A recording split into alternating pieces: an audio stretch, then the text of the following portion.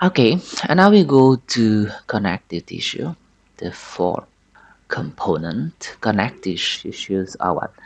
Are dispersed through the muscle and fat tissue. And the connective tissue are just the tissue that connect organs or parts of body together. They connect things together everywhere.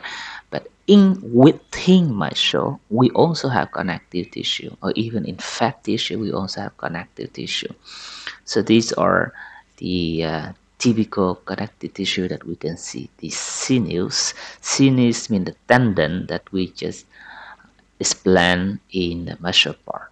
And cartilage. Cartilage is like the xương sụn. It's at the thin part of the bone between two joints. You have like a soft bone. You already know. And other part like the seas, the wall, and things like that in body. Our skin also belong to connective tissue, and the diaphragm also belong to connective tissue.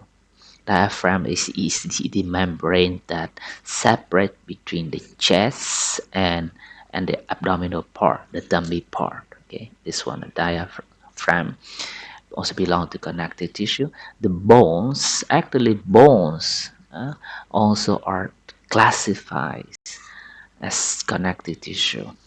Can be also classified that depend on the how people want to look at and want to explain.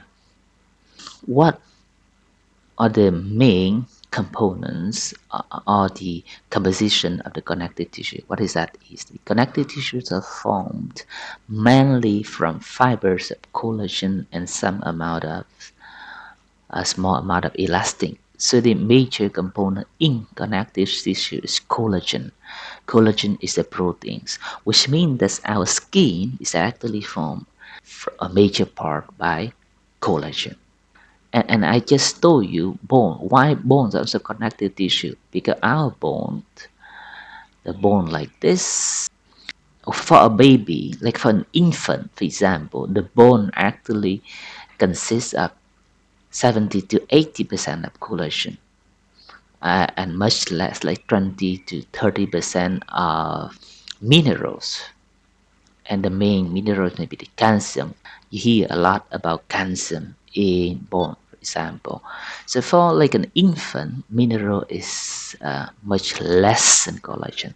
But we adults, or for the elder, then the mineral will increase and the collagen will decrease. Maybe our bones, for example, it would be like 70 to 80% of mineral and 20 to 30% of collagen. Also a good source of collagen. So if you cook bones for a long time, you can release the collagen, and then you have what we call broth, nước dùng, nước hầm xương, and so on like that. So when we eat the broth, you will intake a lot of collagen actually. Okay, so in young animals, the collagen is partially cross-linked, flexible, but relatively inelastic. In animals of high age, the degree of cross-linking increases, the flexibility will decrease, toughness increases. What does it mean? Collagen in connective tissue is present in form of we call three helix. The three polymer of collagen like three sticks together, three helix, and three stick together like that, and they link together. When they link like this, we call it cross-linking.